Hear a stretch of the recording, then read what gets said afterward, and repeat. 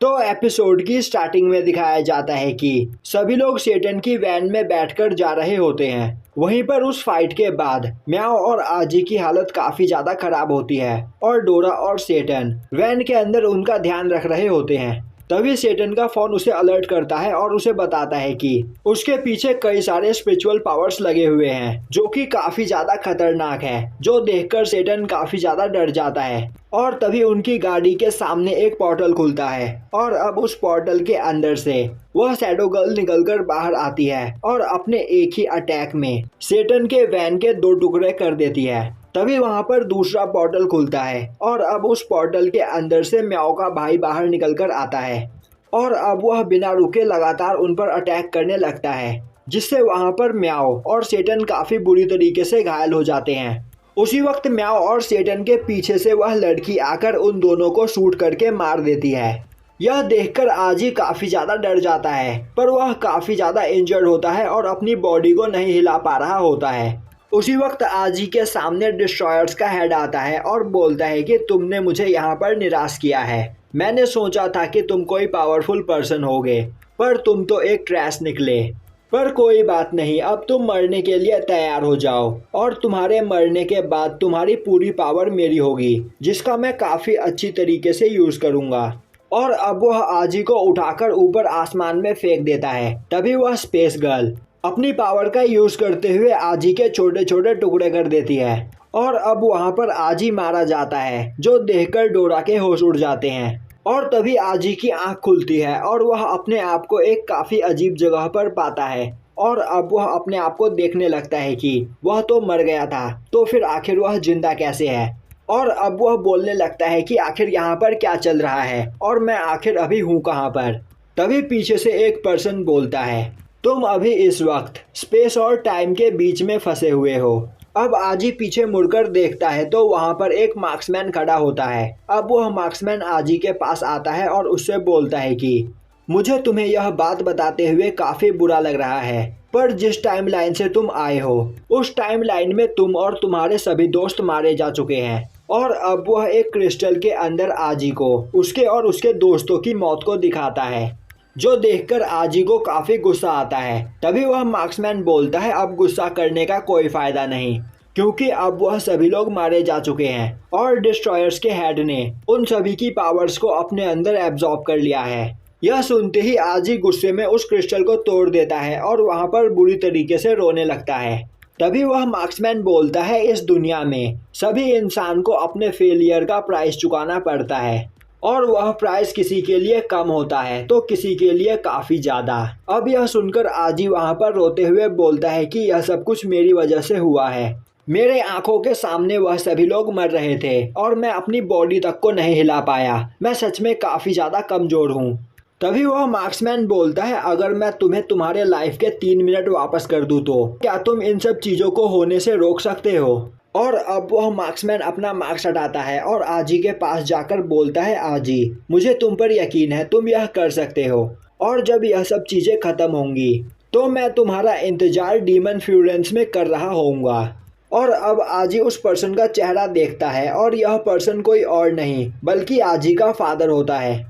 और तभी आजी की आंख खुलती है और वह देखता है कि वह टाइम में 3 मिनट पहले पहुंच चुका है। यह देखते ही आजी उठकर बैठ जाता है और उन सभी को तैयार हो जाने के लिए बोलता है। तभी उनकी गाड़ी के सामने दोबारा वह पोर्टल खुलता है और उसके अंदर से शैडो गर्ल निकलकर उनकी गाड़ी को 2 हिस्सों में बांट देती है।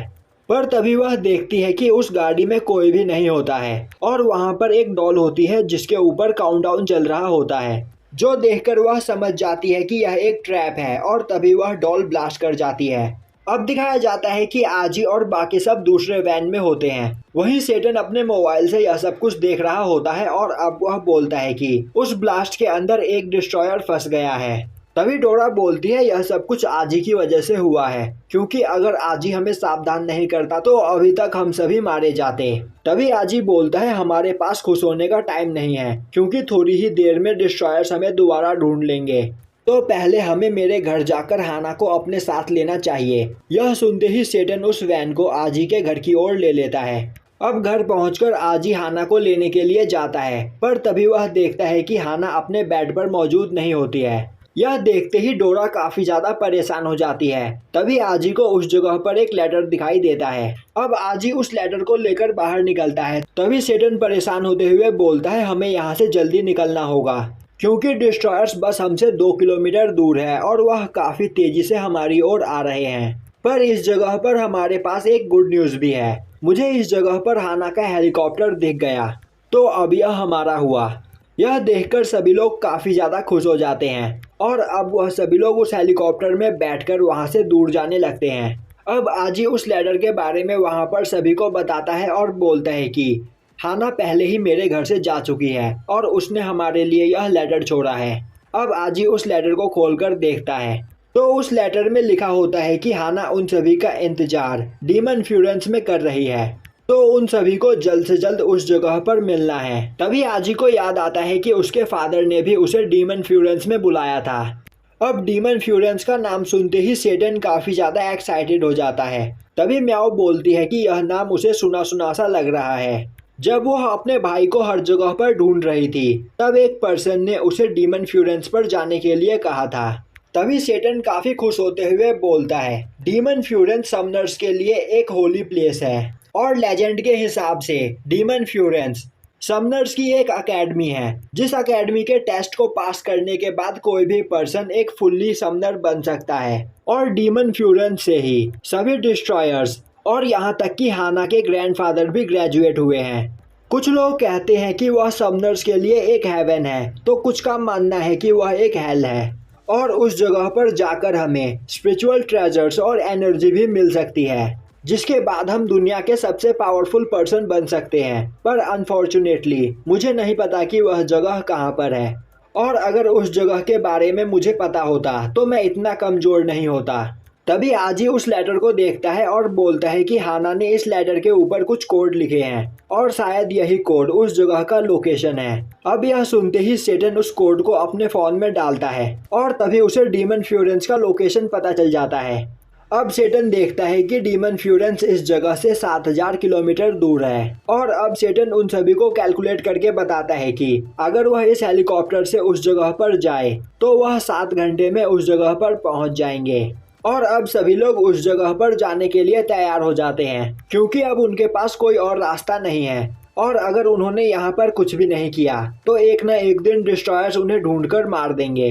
तभी डोरा बोलती है हाँ हमें यह करना चाहिए, क्या पता उस जगह पर जाने के बाद हम और भी ज़्यादा पावरफुल बन जाए और क्या पता हमें उस जगह पर कोई ग्रैंड मास्टर मिल जाए जो हमारे मिशन को पूरा करने में हमारी मदद कर सके।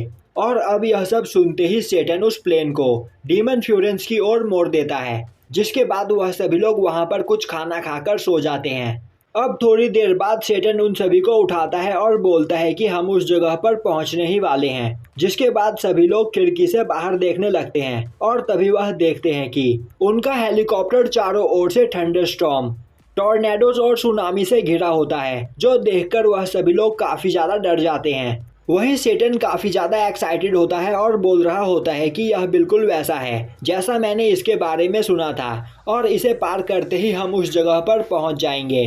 पर इस सी को कोई नॉर्मल इंसान आज तक कभी भी पार नहीं कर पाया है, क्योंकि इस सी को सी ऑफ डेथ कहा जाता है। वहीं पर यह सब कुछ देखकर सभी लोग काफी ज्यादा डर जाते हैं और डोरा बोलने लगती है कहीं तुम हमें किसी गलत जगह तो नहीं लेकर आ गए।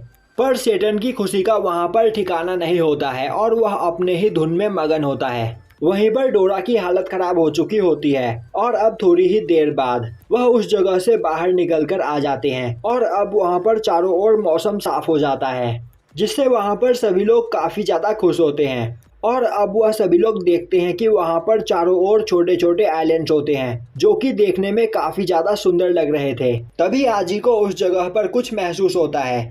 यह देखकर डोरा उससे बोलती है आजी तुम इतने ज्यादा परेशान क्यों हो।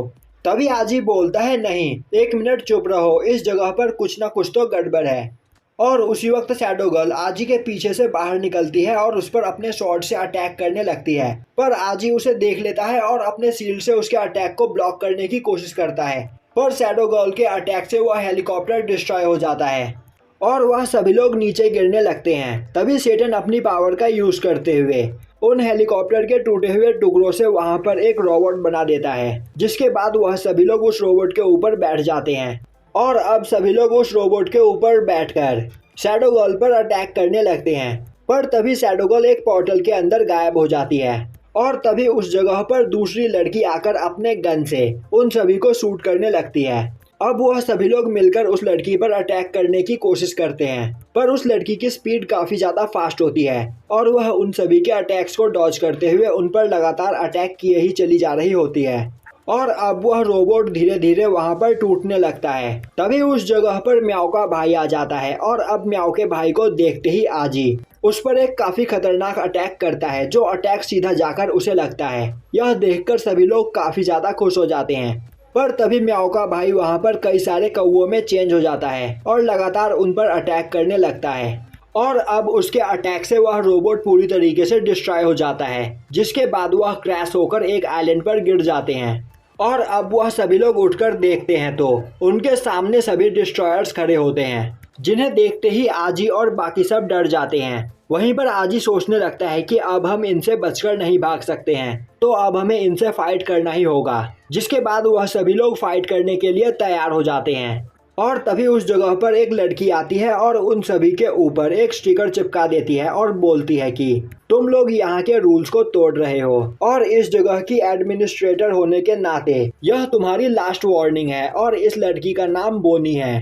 तभी वह लड़की बोनी के ऊपर गन पॉइंट करके बोलती है, क्या तुम्हें पता है कि हम कौन हैं? तभी बोनी बोलती है, क्या तुम्हें पता है कि अभी तुम किस जगह पर मौजूद हो? यह जगह डीमन फ्यूरेंस है। और यहीं पर यह एपिसोड खत्म हो जाता है।